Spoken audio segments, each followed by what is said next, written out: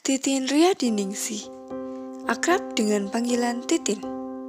Mimpinya untuk membangun Indonesia dari desa tanpa mengandalkan dana pemerintah merupakan mimpinya yang sedang ia perjuangkan. Baginya, kemandirian desa dengan mengembangkan potensi masyarakat menjadi cara bagi Indonesia untuk dapat maju dan berkembang.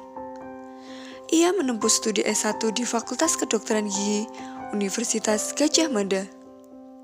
Bukan tanpa rintangan untuk menyelesaikan studinya.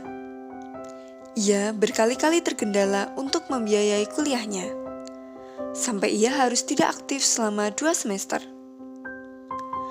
Namun, ia terus fokus untuk menggapai apa yang menjadi mimpinya. Sampai pada tahun 2018, ia membantu temannya melakukan penelitian di salah satu desa wisata di Yogyakarta. Dari situlah, ketertarikannya terhadap desa wisata muncul. Dalam waktu-waktu di mana ia tidak aktif di tempat studinya, Mbak Titin mulai merancang konsep desa wisata.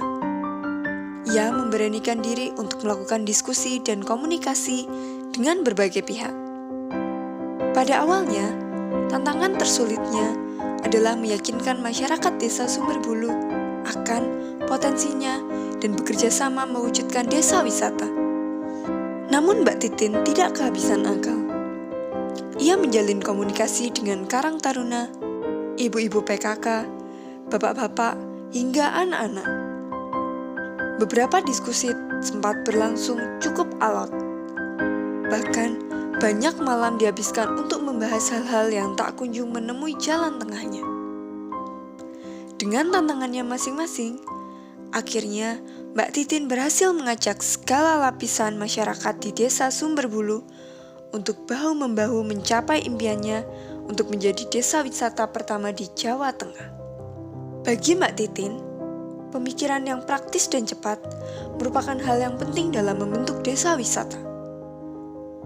Pada bulan Januari 2019, Mbak Titin mengusulkan untuk membentuk organisasi yang akan mengelola desa wisata Sumberbulu.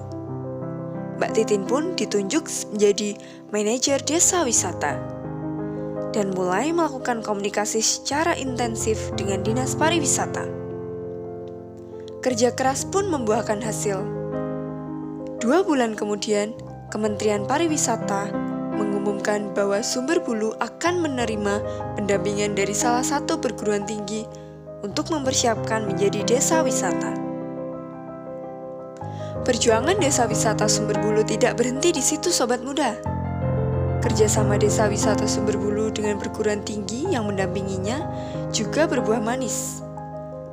Pada tanggal 26 September 2019, desa wisata Sumberbulu diundang ke Jakarta dalam acara Malam Puncak ISTA, sebuah penghargaan insan pariwisata bergengsi yang diadakan Kementerian Pariwisata di Jakarta.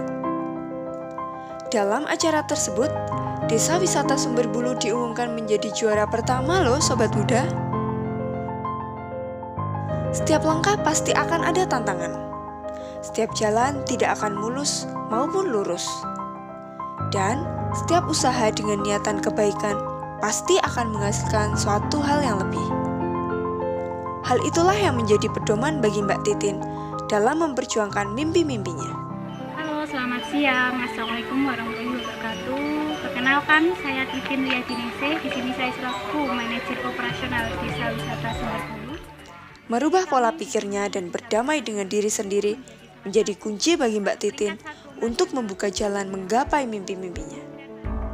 Tidak berhenti di sini saja, Mbak Titin masih memiliki berbagai impian yang akan ia wujudkan.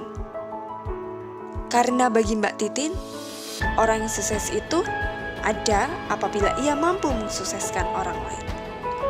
Nah, sobat muda, malam hari ini Mbak Titin hadir di Bisikin untuk membagikan kisahnya memperjuangkan mimpinya bersama Desa Wisata Sumberbulu. Mari kita sambut Titin Riyadiningsih.